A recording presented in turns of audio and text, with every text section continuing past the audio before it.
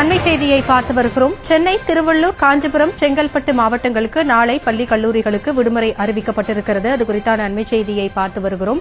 டிட்வா புயல் காரணமாக தொடர்ந்து மழை பெய்து வரக்கூடிய சூழலில் முன்னெச்சரிக்கை நடவடிக்கையாக 4 மாவட்ட பள்ளி கல்லூரிகளுக்கும் நாளை விடுமுறை அறிவிக்கப்படுவதாக தெரிவிக்கப்பட்டிருக்கிறது. சென்னை உள்ளிட்ட 4 மாவட்டங்களில் நாளை பள்ளி மற்றும் கல்லூரிகளுக்கு விடுமுறை அளிக்கப்பட்டிருக்கிறது. சென்னை, திருவள்ளூர், காஞ்சிபுரம், செங்கல்பட்டு மாவட்டங்களுக்கு நாளை விடுமுறை அளிக்கப்பட்டிருக்கிறது.